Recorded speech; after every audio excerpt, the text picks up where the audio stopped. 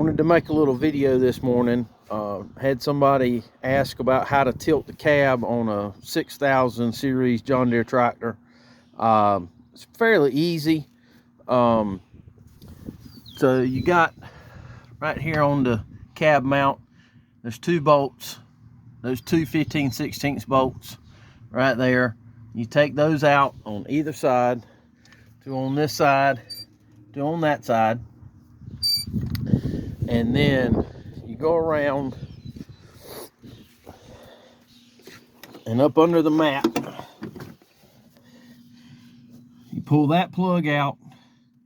There's another, I think that's a 30 millimeter under there. One of them has a nut. There's one on either side. One of them has a nut. The other one is threaded into the cab mount. You unhook your throttle linkage from your injection pump if you have a mechanical injection pump. 100 series, 10 series. You unhook your clutch linkage down up under the tractor if you have a 100 series or 10 series or a synchro mesh, the synchro transmission. You also have a clutch linkage.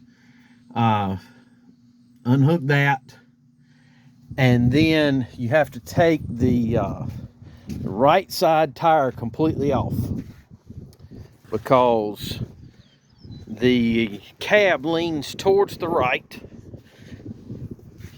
You're going to put some pins, long bolts, pins, something like that, through these slots right here. There's one in the back, and there's a set in the front also. I don't know if you can see right there, there's a set there in the front too.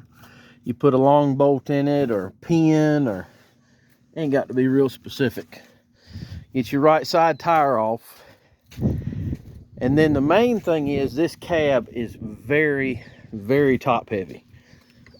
I like to take a piece of 2-inch square tubing and slide in that pocket right there.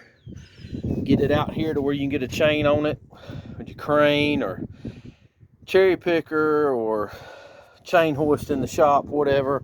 You can also, if you ain't got to lift it up very far, you can put a jack right up under the steps right there. But not much past the bottom step, clearing the top of the fuel tank. Not much past that, the cab gets top heavy. And once it starts to go over, it is hard to stop. So you have to be thankful about that. You got to be thinking of it as far as chain around the axle on this side, around your square tubing. I like to use ratchet and chain binders to ease the cab over once it goes past the balance point. But it is very, very heavy. All that glass up there, and it is very heavy, and you will tear up a cab very quick if you're not careful, because it will go over and it'll hit the floor. If you've got the steps on the right side, it's going to tear the steps all to pieces. It's just very bad. But there is a John Deere tool with a threaded rod that bolts on this side.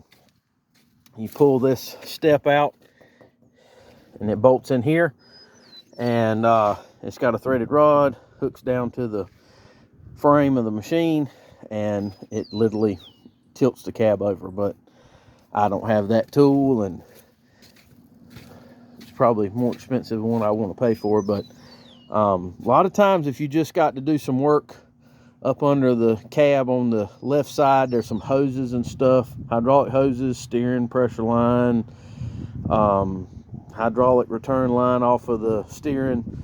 If you got to replace them, a lot of times you can just take a floor jack and jack up on the steps and get enough room to do what you need to do up under there, and you ain't got to worry about it. You know, a lot of times there's enough clearance between the tire and the fender that you can tip it just enough to do that kind of work. But if you're going all the way over for a pull the transmission or something like that, you got to take the tire off and go way over. But just be very mindful, very, very mindful that this thing is top heavy and it will go over quickly. And there's not much you can do to stop it once it gets past its balance point, because all that glass up there is very heavy. So, hope that's helpful. 6000 series, 6010, 6020, 6030, they're all about the same way. Some of the 7000s even will tip over. But it's just be very careful.